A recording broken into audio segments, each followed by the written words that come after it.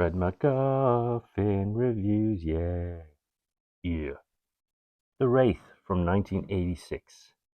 This is, for me, a blast from the past. And a rewatch, I did watch this back in the day, enjoyed it, but enjoyed it even more this time round and appreciate its finer points. This is action, horror, and romance. And a rock and roll soundtrack. It sure has.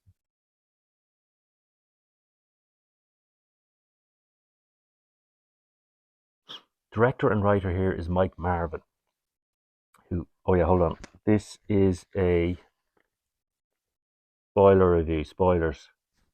Go and watch it. Come back. This, yeah, this was directed by Mike Marvin, who also directed Sunstorm, Madame Savant, Wishman, My Maui Heat, Hamburger, the motion picture, and we have Charlie Sheen starring in this as Jake Kesey, and our bad guy here is Nick Cassavetes. He does a great job. His character name is Packard Walsh. And Nick Cassavetes also went on to be a highly regarded director in his own right. But he's a great bad guy in this. And he's a motorhead. He's got this really organized gang. I don't know where he's getting the money from. He's got a great garage. And, well, I suppose he's basically robbing cars from people. He races against them, and if they lose, he takes their car. And they have no choice really anyway. I think if they win or lose, they're giving him. So he targets, I suppose, teenagers with nice cars, and takes their cars eventually with his gang. He's got a really bad gang of bios. And Charlie Sheen, you may know from Platoon, Wall Street, Red Dawn, Young Guns, Navy SEALs, The Rookie, Hot Shots 1 and 2, Major League 1 and 2, Two and a Half Men, the TV show. And he does a fine job as our, I don't know what you call them. We have the Wraith. It's this at the start of this. It shows the Wraith coming out of it. It could be a extraterrestrial. It could be God sent retribution. It could be, what else could it be? Who knows? We don't know what the Wraith is, and we never do. And I think that's a big plus to the movie, that we never told how the Wraith comes into being. But what he is vengeance in sports car form. So the Wraith looks great. Got a cool space costume, helmet, car. He shoots machine guns. But this gang of bad guys, they're basically dead from the start of this. There's no way they're going to fight the Wraith. The Wraith is indestructible. And I like a good movie like this, where, like, this horrible gang who killed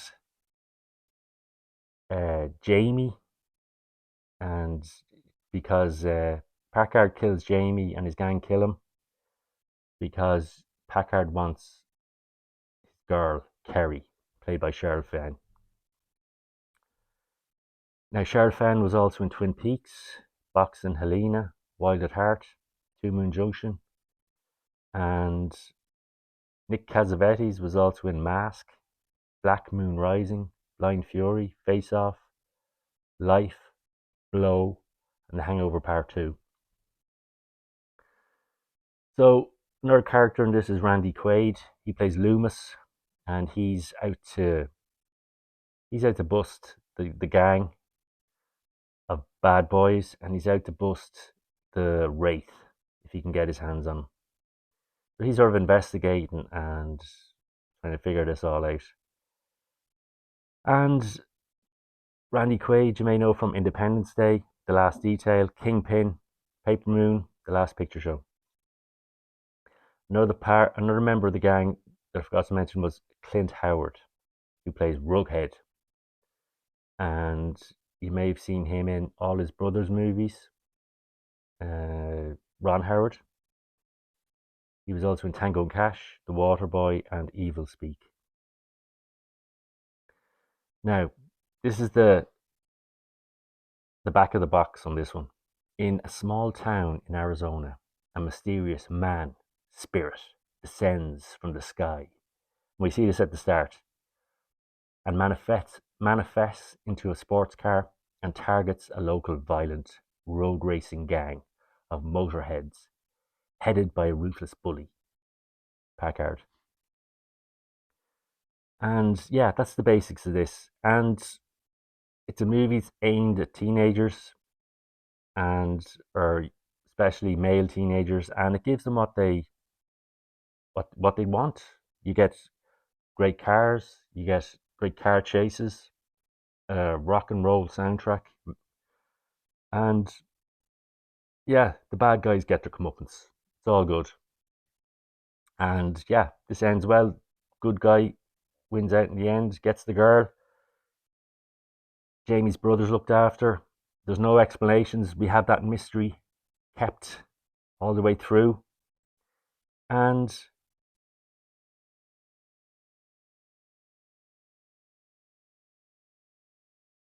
Jamie Hankins gets his revenge, and all is good in the world. And yeah, a good 80s.